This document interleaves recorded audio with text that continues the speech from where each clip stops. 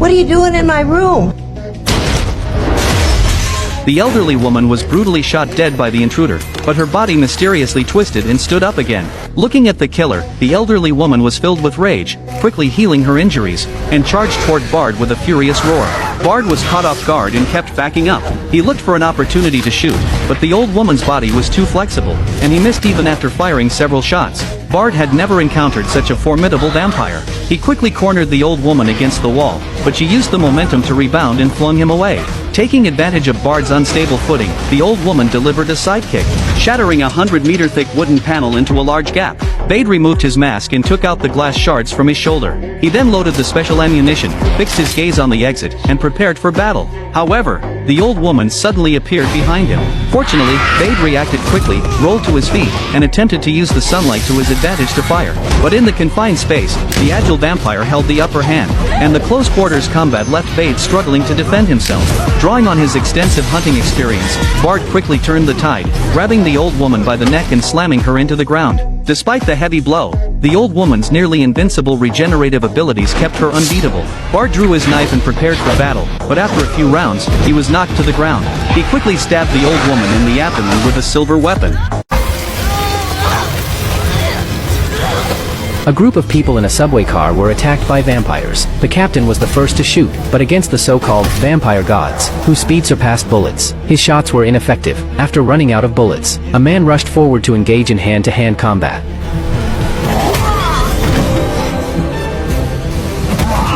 Sadly, he was defeated by a vampire in just a few moves. The rest of the team also charged forward, and as expected, they were all knocked down. However, the captain calmly reloaded his gun. The vampires were closing in on him. Suddenly, he dropped his pistol and pulled a Gatling gun from a compartment on the train. A treat for our guests.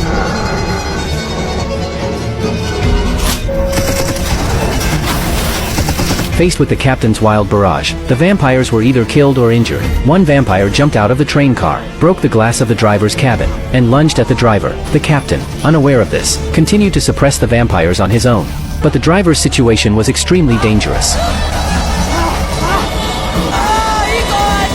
Just then, the captain finally heard the driver's cry for help. At this moment, the Vampire King was still unaware of the gravity of the situation, because the train was about to exit the tunnel, and be exposed to the terrifying sunlight outside. The female vampire screamed for help. The Vampire King saw that things were not going well. He retreated and saw the female vampire was tied to the train car. He was powerless to help and took the opportunity to escape. The driver quickly covered his vampire girlfriend with his clothes, but the female vampire was not so lucky.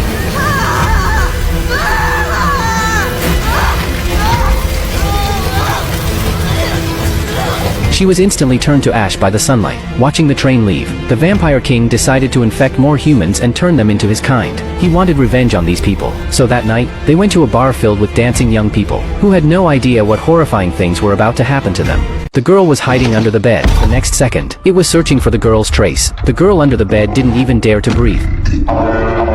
The monster seemed to be calling its companions. The girl closed her eyes in fear, not daring to look. Luckily, the monster didn't find her, and stepped onto the windowsill before leaving.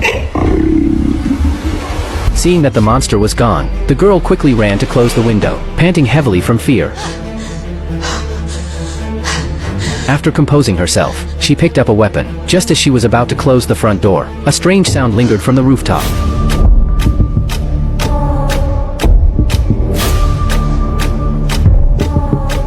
The sound moved closer to the door, and the girl knew she was running out of time. She quickly ran to the front door.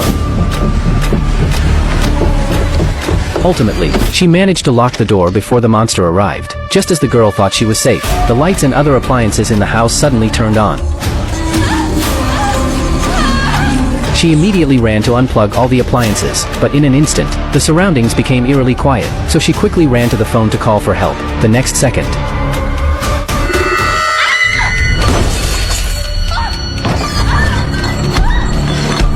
this eerie sight terrified the girl, and she turned to run. But as soon as she left the kitchen, she saw the monster coming down from the second floor. The girl quickly hid and had to go back into the kitchen. She could only curl up next to the refrigerator. When she peeked out,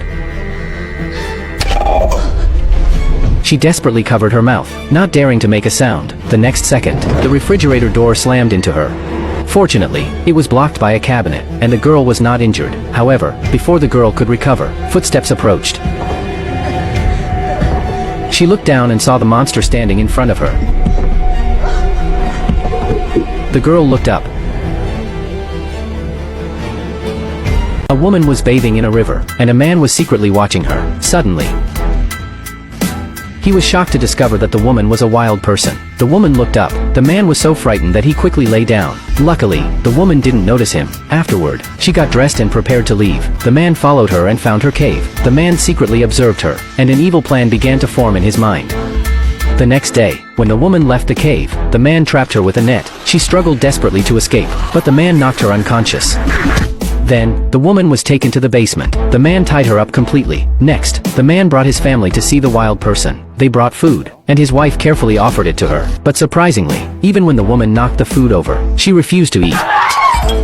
The next day, they brought the woman into the yard to give her a bath. Their daughter Anna hid fearfully to the side, watching in horror. Just then, the woman looked at Anna's stomach and realized she was pregnant. Anna was completely astonished. At that moment, the man, seemingly afraid that the wild woman would speak, blasted her with a high-pressure water hose. This caused the woman immense pain. Unable to bear it, Anna begged her father to stop, but he ignored her. Finally, Anna couldn't take it anymore and turned off the power. At midnight, the man quietly left his room and went to the basement, intending to do something terrible to the woman. However, his son was secretly watching all of this. The next day, his wife found out and angrily confronted him, but the man violently attacked her. It turned out this man was a complete psychopath, but he would soon pay a terrible price for his actions. This man, who was afraid to even step on a snail, somehow turned his own boss into fishing bait. He only kept 2 of his boss's fingers because the fingerprints on them were very unique, and he needed them for a big plan. Afterward, he began cleaning up all the traces of his boss. As he was about to celebrate after burning the last of his boss's clothes, a crow flew off with one of the fingers. He tried to stop it, but it was too late. He could only pray that the crow would eat the finger.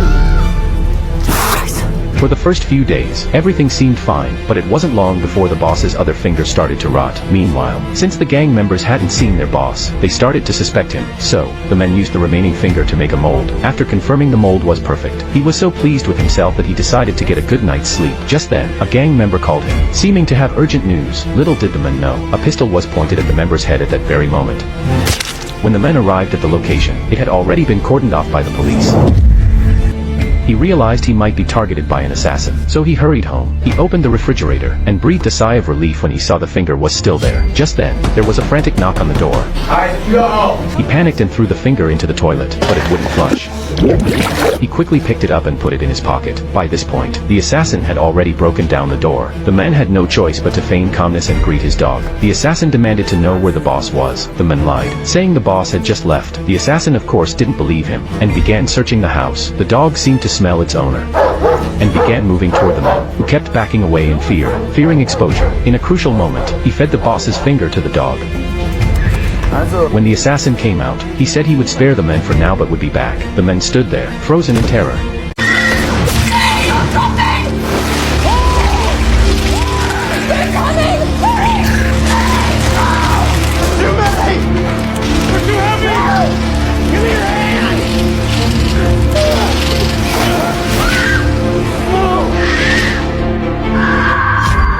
Three fearless scientists, in search of the ancient Godzilla, secretly broke into a nuclear disaster site, believing that Godzilla feeds on radiation. And just like that, one of them was eaten by a bug. Not long after, a team of researchers came to the site. They were fully armed and entered the ruins,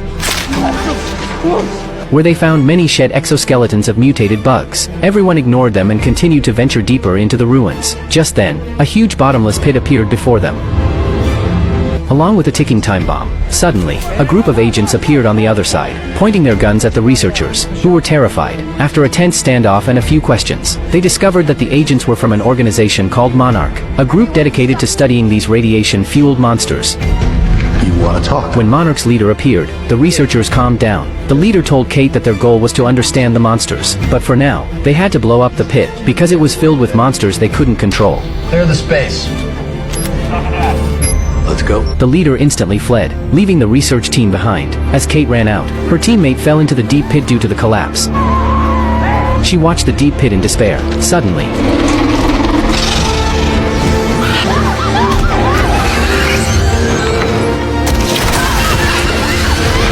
Luckily, the leader hadn't abandoned her. I got you! Don't let go of me! But they both ended up falling into the pit. The bomb then exploded, and the entire structure was instantly reduced to ruins. Not long after, Kate woke up from her unconsciousness. She was still in an unknown place. Before she could figure out what was happening, a mutated creature suddenly appeared near her.